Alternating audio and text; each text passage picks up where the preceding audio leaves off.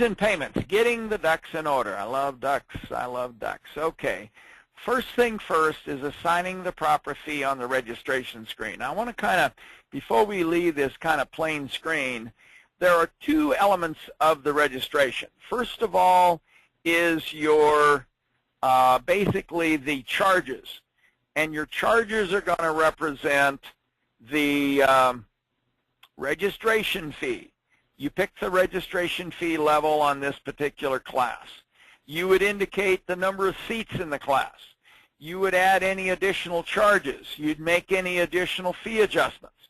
And of course, when you make a fee adjustment, it'll float up into the additional charge area and it'll keep adding. There's literally no limit. So anyway, that part, the top part is the fee charges. Then the total paid represents, of course, what they paid. How much they owe is the top one, total due, how much they paid, and then, of course, the balance. And the point is, you generally don't leave the registration screen until the charges are the way you want, and you don't leave the registration until they're paid or you bill them for the amount. So that's basically the idea of the fee side.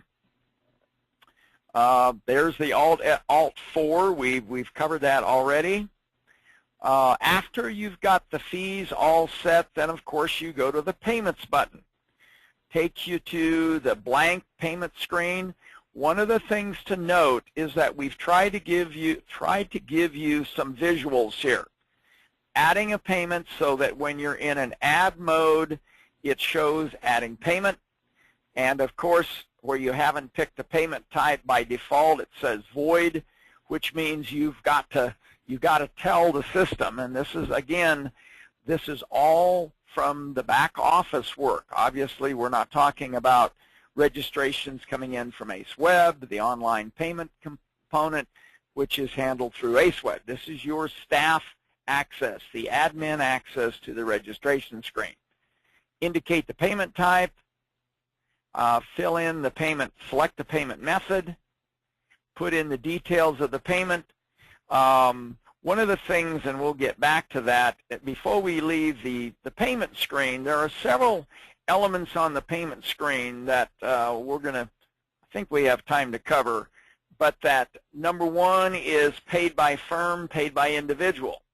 The default is that if you're making a payment and the person is connected to a firm, by default it'll put in the firm name there.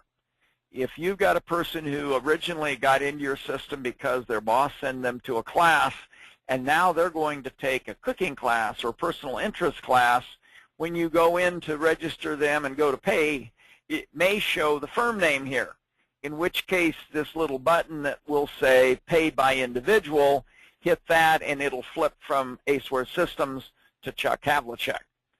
The other thing you can do is actually find a third party. You can locate a third-party firm to indicate as who the payer. You can find a name in the database if there's, again, my buddy Clint is picking up the tabs. Or if you're doing multiple payments if you're doing multiple registrations and the same payer is paying for all of these registrations, the clone pay detail remembers or keeps on a clipboard, if you would, the last payment detail that you saved in either editing or adding payments. So again, wanted to make sure people realize that these elements here really give you tremendous amount of flexibility in recording payment information. And then, of course, finally, you can actually put in the payer name a completely different person, address, agency to whom that payment is recorded, whether it's a billing or whether it's actually collecting money. And then finally, under additional notes, there is some supplemental data. There's a note field, and I'll get back to live in a second, Matthew, when we do an example, and I think a couple of brand new fields that you might like. Is Gloria on the phone here? I was going to say we'll see if she's watching. Is that on there, Matthew? Is it? Should be. All right. So when you're done getting the payment, the payer name in, you've got the detail of the check. Clicking print receipt and close will take you to the receipt.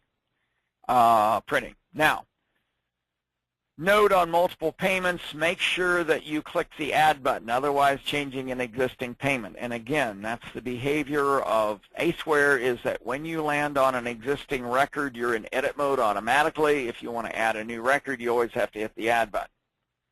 All right, I'm going to go back now to live, and let's go ahead and make a registration and do a payment kind of from the get-go. So let's say we're looking up a name, and I'm going to find, I don't know, Lori, I think I've got you in here, Thompson.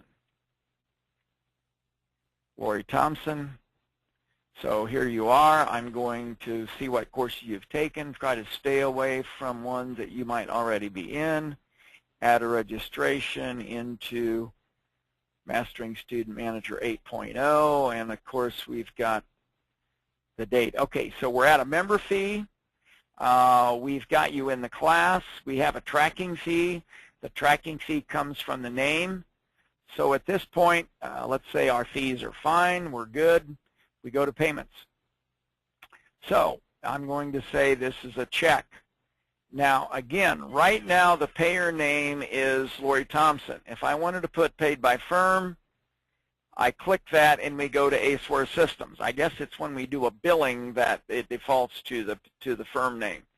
So you can flip between individual and firm, or we could find a completely different firm by going to the firm lookup. We could click Clone Pay Detail, and if you see the hover that's popping up, Lori, is my screen refreshing in good time? I never ask you. Should be showing the hover. Yeah. All right. That's fine. But this one, I have no existing payment record because I haven't made any payment data so far today. If there would have been, it would say current information would be Lori Thompson, ACEware Systems, whatever. This is the new part, additional notes, payment notes, transaction ID for ACEweb. These are 3 new data fields. So again, I don't know if Gloria is on here from Lewis and Clark. These are, whoops, from right here on. These 3 data fields allow you to define custom data elements that you might want to track related to a payment. And what that will give you is if you're using a third-party system or trying to connect to integrate it with Banner or DataTel or PeopleSoft, you can actually track session ID information or notes from your financials on the system level in that. All right, so we've got the payment in. We're ready to print the receipt and close.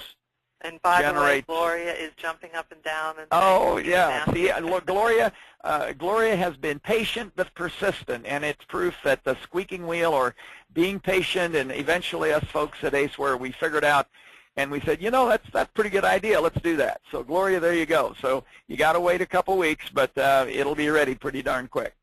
And there's your receipt. All right. Just before we leave the receipt, I wanted to reference for you that, well, first of all, number one, remember that the interest codes, whenever you add a registration, that whatever subject code is on the course, that subject code will automatically drop into the interest codes on the person record, so that it will add an interest code to that student based on your subject code in the course. So again, that's part of the integrated nature of managers tracking data. The other thing here is that, and I had the thought and now it went away, Lori, with registration. Oh, receipts. So I'm going to go back to edit registration, and we're back at the class that we just registered Lori in. On the print receipt side, generally you probably have a number of alternate style receipts that you can use. Obviously, if you have the email module, you can be doing email receipts. Sometimes you're doing a conventional receipt, but you want to do something special. Well, 2 or 3 different ones. Confirmation letter. Maybe you prefer a more, personal nature. Thank you for choosing, yada, yada, yada. Here is your information. You say, all right, that's good. Well, maybe you're doing walk-ins at a conference, and you've got a registration, and you need to get them a name badge right away.